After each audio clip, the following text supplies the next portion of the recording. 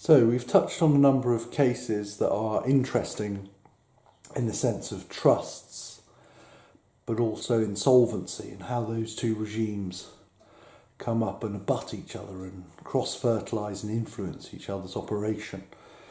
So I thought it might be useful for you just to see what we call the waterfall or the order of distribution that exists in insolvency, just so that you can see how the trust can influence that order of distribution and why it's so very powerful.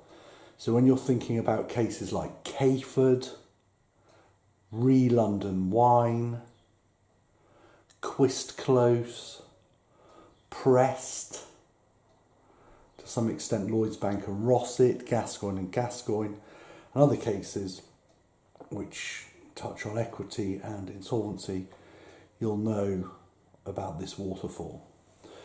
So at the top of the waterfall, we always have the insolvency practitioner's fees, the person who administers the estate. Obviously they want to be paid first. So that's the IP's fees. Then, usually, we have a fixed charge holder. So there's our fixed charge holder coming second. So they've got some form of charge over specific property. Perhaps it's a building. Then, in the waterfall, comes the preferential creditors. So we'll put preferential creditors.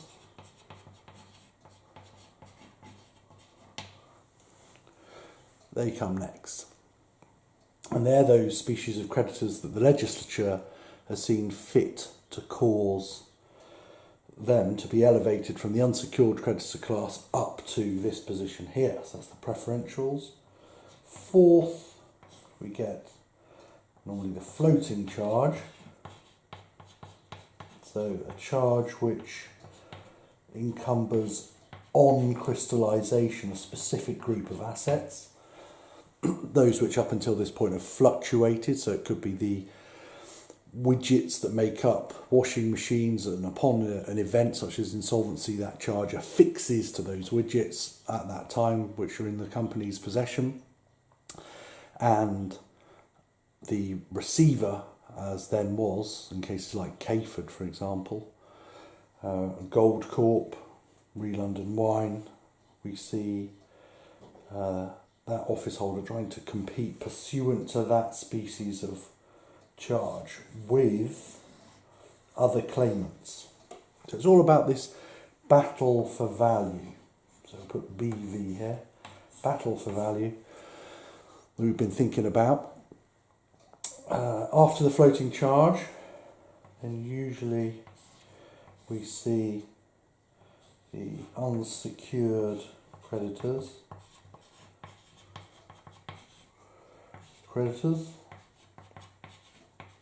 Coming in there they are. And then 6, the shareholders of a juristic person. So that's the waterfall. So normally value comes in here. The OFT have recently shown, the Office of Fair Trade in 2009, that value only really goes to those two. If there is any other value left, it would trickle down and be distributed in that way. Well, why is that important for us as people who are interested in trusts? Well, all of the assets there that we've just outlined, or all of the encumbrances, I should say, there that we've just outlined, all have the potential to attach to property that's held by the company, or the company's property, which is defined by section 436 of the Insolvency Act 86, as being property that's potentially usable for distribution pursuant to this waterfall. Why is the trust important? Well, because of course what we're talking about here is legal title being held for that property, or of that property, by the company, by the juristic person, the limited company, or the entity that we're dealing with. So in Gold Corp, in Cayford, in Quizclose, we were talking about how mainly this species of charge might compete with some other species of interest. The obvious point that will be occurring to you is that if you can elevate yourself out of this waterfall by some method, perhaps the trust, like we've seen in Cayford or Quizclose, then that's going to be beneficial to you, particularly if the OFT are correct and value does only get to go to this group here.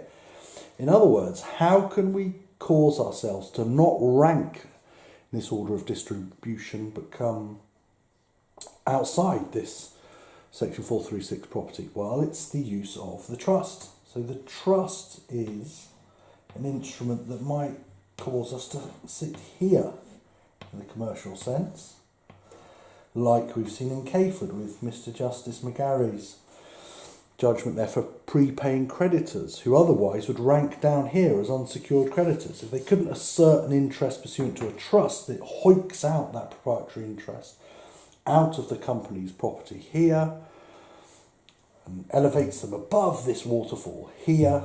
They would languish here at 0.5 as an unsecured creditor, which is obviously bad. So the trust is an incredibly important device to alleviate what would otherwise be quite a problematic position.